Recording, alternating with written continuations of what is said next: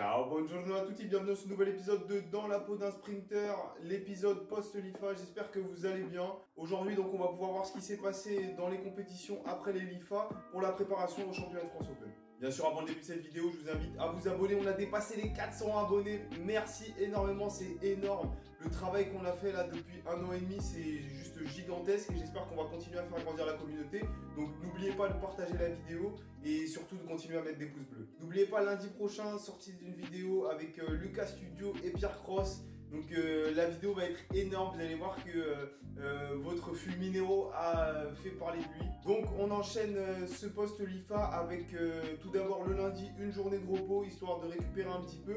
Et surtout pour préparer une semaine qui va être riche en intensité, étant donné que je vais beaucoup enchaîner pour tenter de casser ma forme et de retrouver un semblant de forme pour dimanche et le meeting de Montreuil. Donc on démarre le mardi avec une séance qui est très rude, 30-40-30 en starting block, 30-50-30 et 30-80-30 pour travailler l'enchaînement, les départs et bien sûr faire de l'influx car cela fatigue beaucoup, il faut rester concentré et surtout essayer d'avoir la technique la plus propre.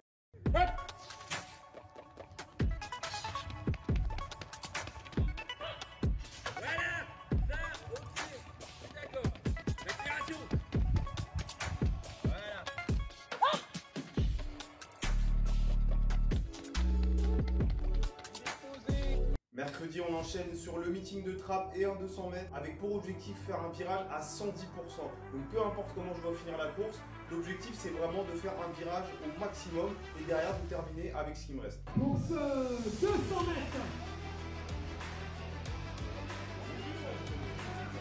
Allez Anthony! Allez Anthony, allez! Allez Anthony, allez!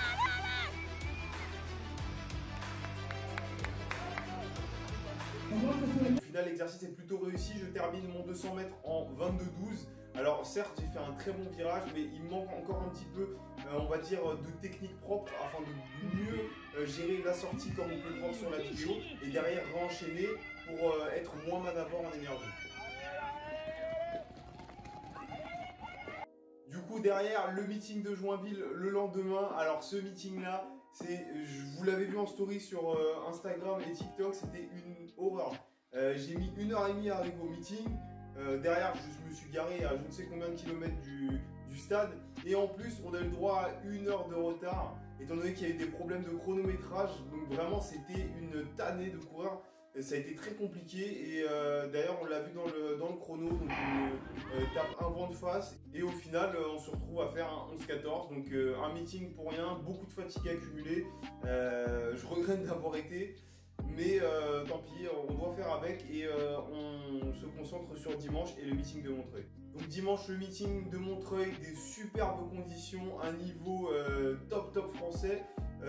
Ça fait vraiment plaisir de se retrouver dans des meetings comme ça. Et tout de suite, je vous laisse voir la course. Allez, c'est une belle série, ils sont tous en moins de 10,80 normalement. Sur cette série-là, ça va très vite. Allez Anthony, allez Anthony, allez! Du côté, c'est à Montreuil, il me reste. Au final, je me suis retrouvé dans la série la plus costaud, 10,88 sur mon 100 mètres, donc pas mal de déceptions.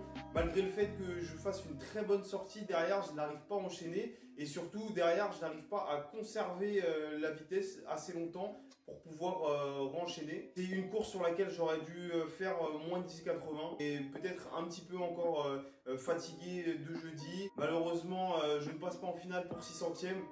C'est vraiment dommage parce que je pense que j'avais la place pour réussir à faire quelque chose de pas mal, mais bon, c'est un raté, mais c'est pas grave. On a d'autres compétitions et bien sûr l'objectif on le connaît. Le lundi, on se retrouve donc avec une séance de l'envite afin justement de travailler cette transition, le blocage du bassin sur un appui et la reprise de vitesse. Donc vraiment là, on cible ce problème-là pour que j'arrive à le diminuer au maximum et à pouvoir maximiser mes chronos.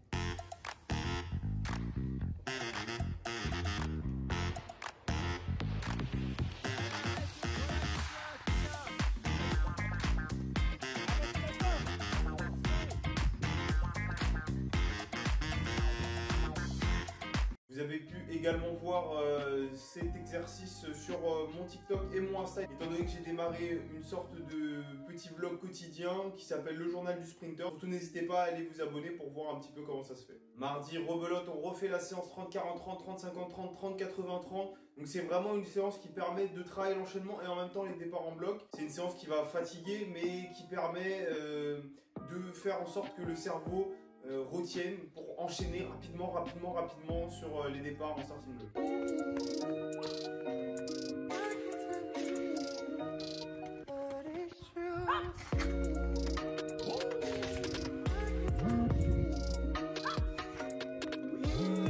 Vas-y Gilles.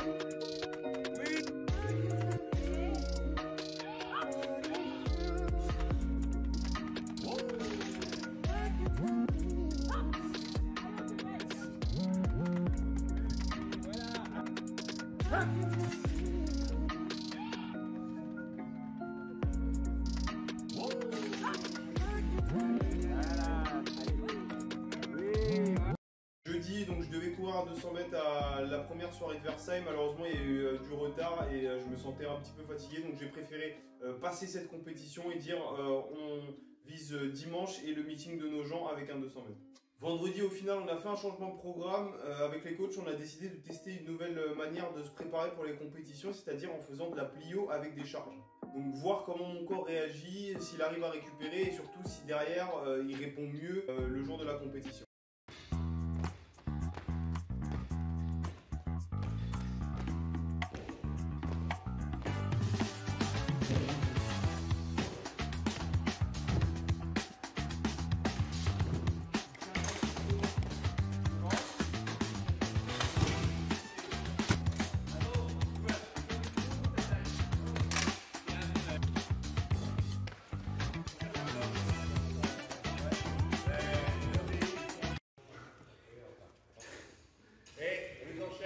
Pardon. Là-bas.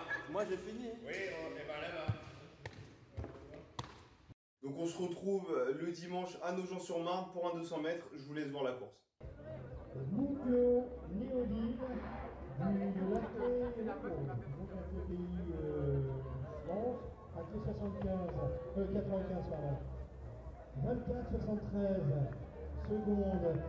Et la première, eh bien c'est Corinne. Allez Anthony, allez, allez. Allez Anthony. Voilà. Donc cette course que je gagne au final en 22-13, une course qui est un petit peu aux antipodes de ce que j'ai pu faire à Trappes, c'est-à-dire que là mon virage est assez lent, je le place mais un petit peu trop et je renvoie par contre dans la ligne droite pour pouvoir aller arracher la victoire et un chrono en 22-13. Donc c'est sensiblement la même course que j'ai pu faire à Trappes au niveau du chrono, mais pas du tout au niveau de l'attitude et de la technique.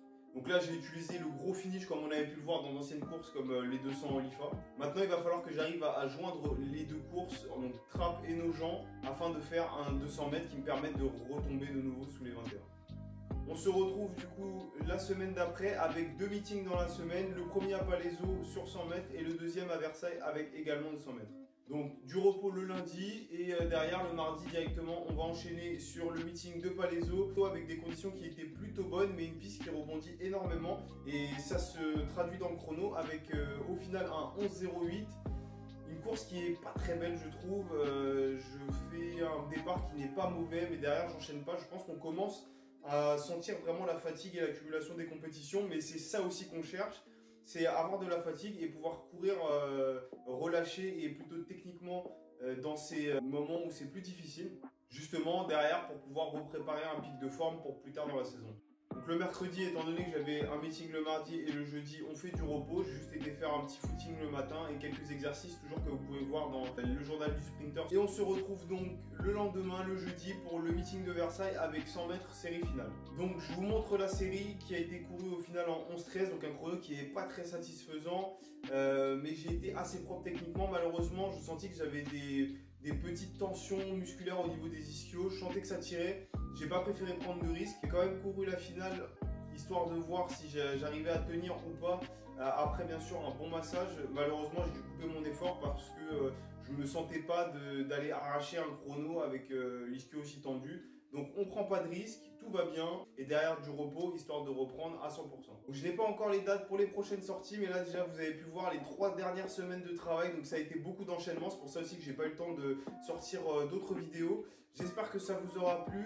Il me reste 3 semaines de travail pour être à 200%, donc bien sûr là j'ai fait le plein d'énergie. Après 4 bons jours de repos, on va pouvoir reprendre l'entraînement, on a fait du jus, et on est à 100% pour revenir et casser tous nos records. J'espère que cet épisode vous aura plu, surtout bien sûr n'oubliez pas encore une fois de vous abonner, de mettre un pouce bleu. Merci énormément à tous les gens qui se sont abonnés, à tous les gens que j'ai rencontrés. Sur ce, je vous souhaite une bonne semaine sportive et je vous dis à la prochaine. Ciao ciao.